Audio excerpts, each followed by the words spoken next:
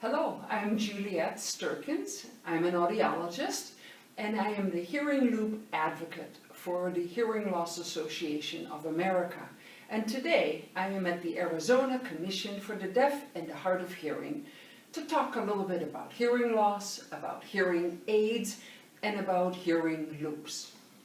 May is Better Speech and Hearing Month, and this is a good time to make people aware of hearing loss, of issues with hearing loss. And most people, when they came into my office, don't come in saying, I can't hear. They come in with very specific complaints. And some of the biggest complaints involve they have trouble hearing kids or grandkids or women's voices, or they have trouble hearing in background noise. So they go to a restaurant and they can't hear people across the table. And then, of course, there are people who come in complaining that their ears are ringing, because ringing in the ears is a very typical complaint, kind of one of the first symptoms that happens when you have hearing loss. So what do you need to do when you have ringing in your ears or some hearing loss, or you're wondering about your hearing, that it's not as keen as it used to be? First thing you need to do is get your hearing tested.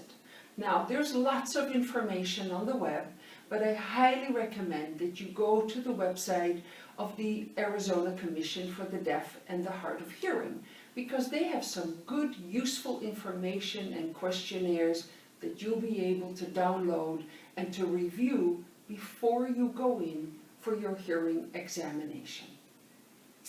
That examination ought to include hearing testing, repeating of words to measure your ability to understand speech, but one of the most important tests is that you have a test done that involves your ability to understand speech in background of noise, because that's probably one of your biggest complaints.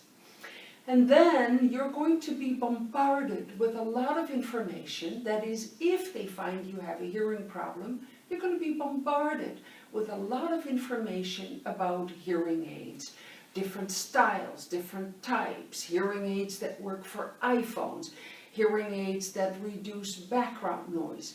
This is the time when you really want to do your homework.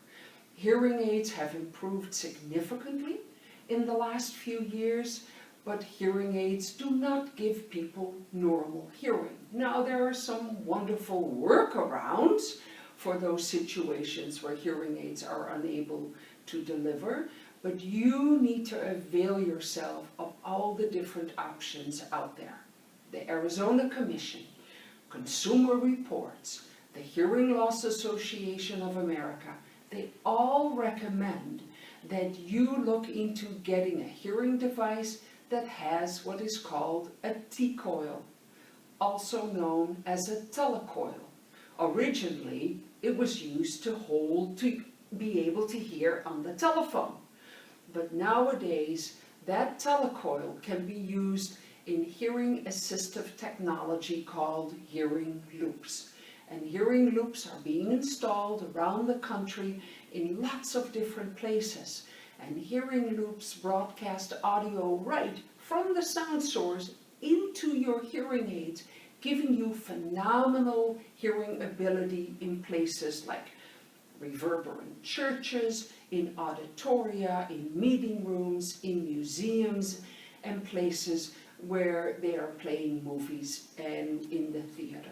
So these are some of the things that you need to look into before you buy a hearing aid. And then once you get the hearing aid, you want to make sure you try it out in a variety of places so that you can give good feedback to your hearing care provider.